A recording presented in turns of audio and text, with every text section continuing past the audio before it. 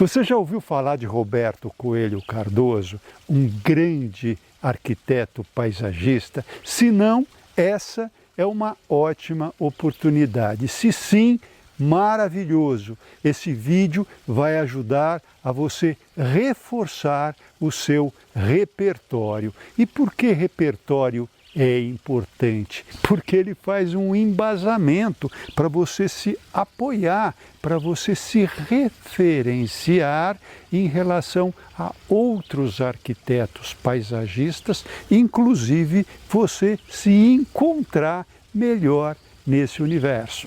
Aqui nesse vídeo eu mostro o meu trabalho de graduação, ou seja, o trabalho de conclusão do meu curso da Faculdade de Arquitetura e Urbanismo da USP, que eu fiz lá em 1974, ou seja, há quase 50 anos, tá? Vamos dar uma olhada?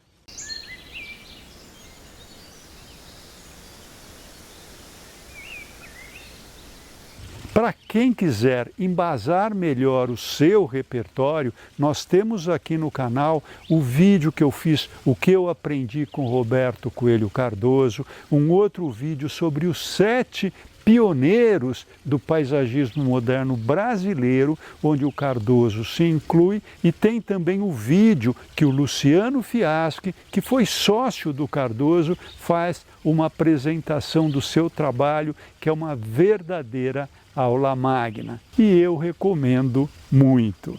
Quando eu ainda era estudante, eu tive condições de ter acesso ao material que o Cardoso deixou no Brasil quando ele vai para Londres. E aí, organizando esses trabalhos, eu vi cerca de 58 deles, bastante, porque no seu currículo ele apresenta cerca de 163 trabalhos. Ou seja, eu consegui ver mais de 1/3 desses projetos magníficos. E aqui, nesse trabalho de graduação, eu mostro 3 dos projetos, mas também eu mostro o pensamento do Cardoso e mostro até cerca de 150 plantas que ele mais utilizava nos projetos no final do vídeo.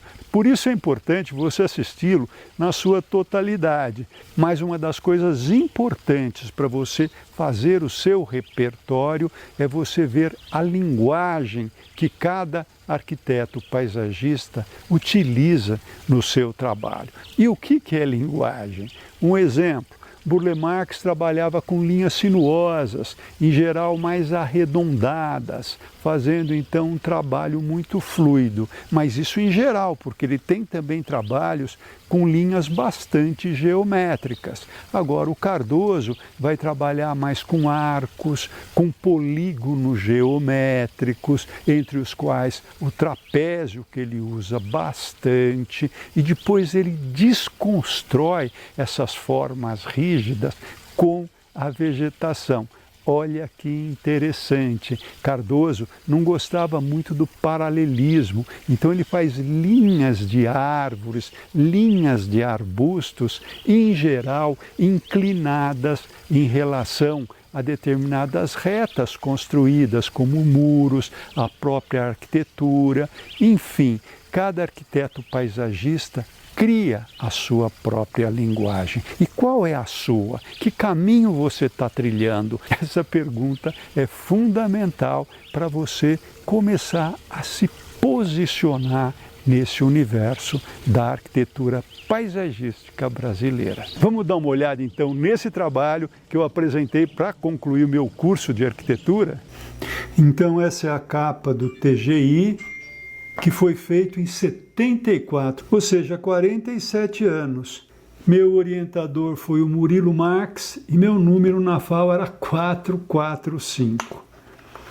Bem, então a primeira coisa que a gente mostra aqui é uma introdução, e nessa introdução eu falo um pouco da onde surgiu todo esse interesse, que na verdade eu comecei a analisar os projetos que o Cardoso havia deixado no escritório do Luciano Fiaschi, comecei a organizar isso e foi meio impressionante, porque eu consegui reunir 58 trabalhos dos 163 que a gente relaciona aqui depois no currículo dele. E nessa introdução eu falo da importância do Cardoso, até porque ele era pouco conhecido, mas ele ficou 16 anos dando aula na FAO. Depois eu pego alguns conceitos esses que vêm principalmente da revista Acrópole, e são artigos que ele escreve em 1955 até 1965.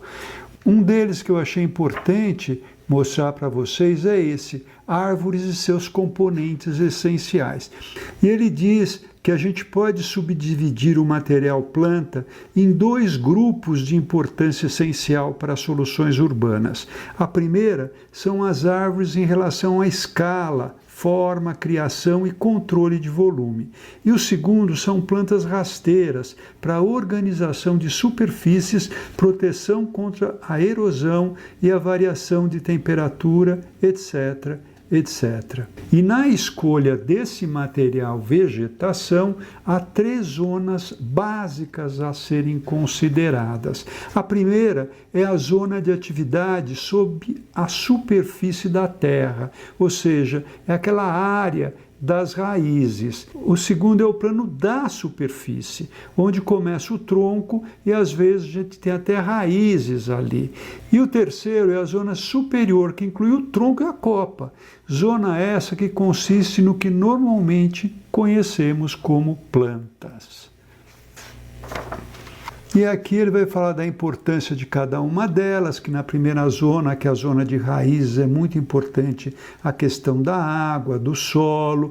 Na segunda zona, que é essa onde começa o caule, a gente vai ter que se preocupar com os pisos, para que eles não prejudiquem, então, o colo da árvore. E na terceira zona, do tronco e da copa, nós temos que prestar bastante atenção nos caules e principalmente no volume da copa, onde ela vai organizar espaços. Olha que interessante, ele também coloca a questão dos materiais. Ele faz todo um artigo falando da importância das pedras, em especial da ardósia e da pedra mineira, porque naquela época pouca gente utilizava esse tipo de material. Esse já é um artigo de 65 também na revista Acrópole. Aí eu analiso 3 projetos de escalas diferentes. O primeiro projeto é de uma residência e é um projeto tão rico que merece um vídeo específico. Mas olha a qualidade desse desenho, que maravilha! Isso é feito em papel vegetal a lápis. E olha as diferenças de texturas da vegetação, quando ele faz maciços, quando ele usa árvore isolada. Olha que lindo! O segundo projeto é de uma fazenda, que eu já mostrei para vocês no vídeo O que eu aprendi com Roberto Coelho Cardoso. Essa fazenda é maravilhosa e vale a pena ver esse vídeo. E o terceiro projeto é de uma subestação de eletricidade que fica em Botucatu. Nós chegamos por aqui, vemos a subestação ao longe, maciços de gerivás com ipês e quaresmeiras, fazendo com que então você tenha florescimento em diversas épocas do ano. Depois você tem uma rotatória nesse trecho, entra, aqui são edificações da própria subestação, tem-se um ponto focal aqui, viramos e aqui então fica a zona das casas dos trabalhadores. E olha que interessante esse ponto focal. Antes de chegar ao ponto focal, que tem uma escultura, ele faz um anel de palmeiras imperiais, mas antes disso ele coloca um maciço de vegetação bem densa para criar a surpresa do ponto focal. Olhe como é nítido nesse projeto as curvas, as contracurvas que vão acontecendo, sempre a vegetação abraçando as residências. Olha esse círculo aqui, que no caso ele usa figueiras, que são sombras bastante densas, contrastando com paus-ferros, com sombras mais rendilhadas. É um projeto relativamente simples, mas de um requinte muito grande. Continuando, eu chego ao que eu chamo de conclusões e considerações finais, que é o que eu achei de toda essa análise. Então, vi que o Cardoso se preocupa muito com o tipo do usuário local, se são crianças, jovens, velhos, se são famílias, a posição do sol e do clima também, que é muito importante, a ventilação, as diferentes condições de velocidade. Olha, ele já vê a paisagem em função da velocidade do usuário. Os acessos que devem ser elaborados com a preocupação de tirar o maior partido possível das emoções visuais. Veja bem, aqui já está a preocupação das emoções visuais. Ao percorrê-los, o usuário deve sentir intimidade com o espaço criado, sem que se sinta perdido. Olha aqui a importância do percurso já presente. A questão da vegetação, né, que deve ser utilizada como elemento que possibilita criar ambientes e espaços semelhantes àqueles criados pela arquitetura, onde poderíamos ter um efeito de arcadas, a partir de plantação de palmeiras, dosséis, etc., etc. Uma das coisas interessantes que o arquiteto Antunes, né, que foi assistente, depois foi sócio também do Cardoso, coloca, é que ele utiliza a vegetação mais no sentido de que ele chama socioecológico. Ele não tira tanto partido dos canteiros coloridos, os quais acarretam uma difícil manutenção, mas usa a cor sutilmente, fazendo predominar os diversos tons de verdes e as diferentes texturas, sendo que ainda podemos notar que a principal função dos seus projetos é a inter-relação homem-natureza. Olhem que coisa rica, olhem que coisa bacana. E aqui ele ainda fala, em seus projetos de grandes áreas, notamos uma preocupação em tratar as visuais, mesmo que sejam para funcionar a longa distância. Nesse sentido, Cardoso usa faixas de vegetação de florações coloridas, acentuando a topografia. Isso proporciona uma mutação na paisagem durante as diferentes estações do ano. Agora, em projetos menores, a geometrização das áreas de piso, bancadas, muretas, podem, no primeiro momento, nos dar a sensação de muita construção no jardim. Porém, a partir do momento em que a vegetação vai crescendo e os volumes se formando, começa a haver uma complementação entre espécies vegetais e formas construídas, quebrando o impacto rígido da geometria e resultando num espaço rico e fluido. Olha que bacana! Depois, aqui no TGI, eu listo cerca de 150 espécies de plantas, mais frequentemente usadas nos projetos do Cardoso, que eu estou colocando aqui para vocês. Os interessados dão um clique aqui, tiram uma foto, para depois olhar com mais carinho. E também faço uma compilação dos materiais de piso. Olha aqui, ele usa cerâmica, tijolo, ardósia, mosaico português, massa de granito, que é uma espécie de um fugê fininho, paralelepípedos, principalmente com os disjuntas de grama, pedra-sabão, pedra mineira, pedra Goiás, placas de concreto, e usa também muito cimentado. E olha que interessante, ele chega a usar xaxim no piso. Aqui eu tenho algumas fotos tiradas de obras dele. Vocês notem aqui o paralelepípedo fazendo a divisão entre o mosaico português, que é um piso, vamos dizer assim, mais rígido, e a vegetação, para fazer essa transição. Então vocês notam que existe uma coisa mais fluida, a vegetação vai adentrando esse piso. Nesse caso eu mostro um banco que é um elemento de concreto com um rasgo onde é atravessado por uma placa de ardósia. A ardósia é uma das pedras que resistem bastante à compressão, então você pode sentar sem problema nenhum. E veja como a vegetação entra, inclusive debaixo do banco, em cima do banco, abraçando todo esse elemento. E as diferenças de texturas, texturas miúdas, texturas graúdas. Aqui nesse projeto é bastante acentuado as formas e as contrasformas, principalmente as curvas. O gerivá que ele usava muito. Essa é outra foto da mesma obra. Vocês notam que toda a parte lateral do jardim é densamente vegetada, que praticamente você nunca vê os vizinhos. E a vegetação, então, escondendo a vizinhança, faz com que o espaço fique mais verde, cria-se um fundo infinito entre o verde horizontal e o verde vertical. Aqui é uma outra foto que aparece bem as curvas e as contracurvas, esses elementos de pisos muito simples, né? Naquela época existiam muito poucos materiais, inclusive sempre a borda da piscina era feita com essa massa de granito, que é uma espécie de um fugê bem fininho.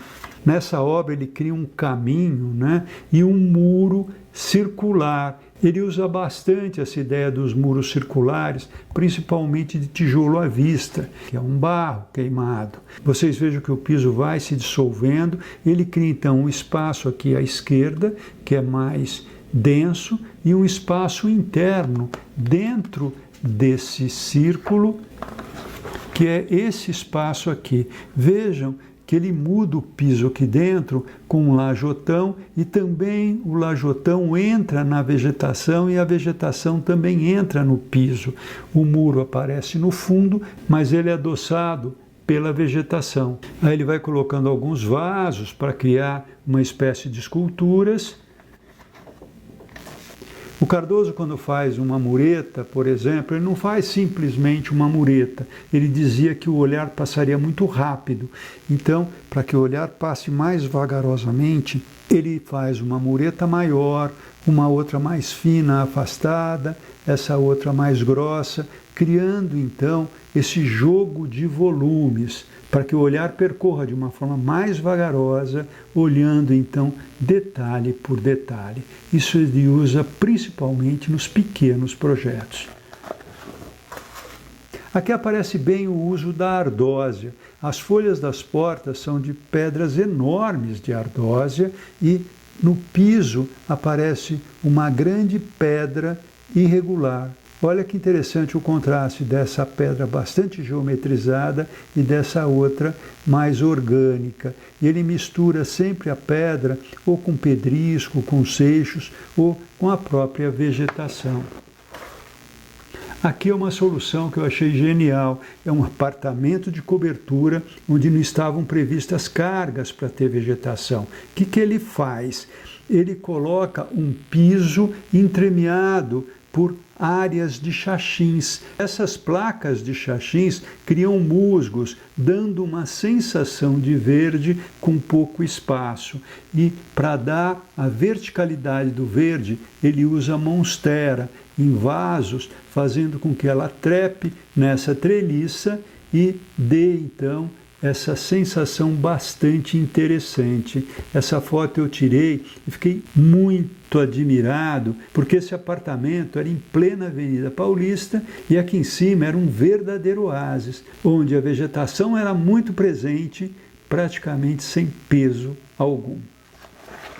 E finalmente eu mostro o currículo vitae do Cardoso, que ele deu aula na FAO por 17 anos, ele trabalhou com o Eckbo, ele vem da escola de Berkeley, e aqui aparece então praticamente todos os projetos dele, porque eu achei esse currículo junto com o material de projetos que ele deixou. Muitas residências unifamiliares, mas também edifícios comerciais, industriais, educacionais, edifícios religiosos e culturais, projetos esportivos e recreativos, projetos urbanísticos e consultoria também em várias áreas.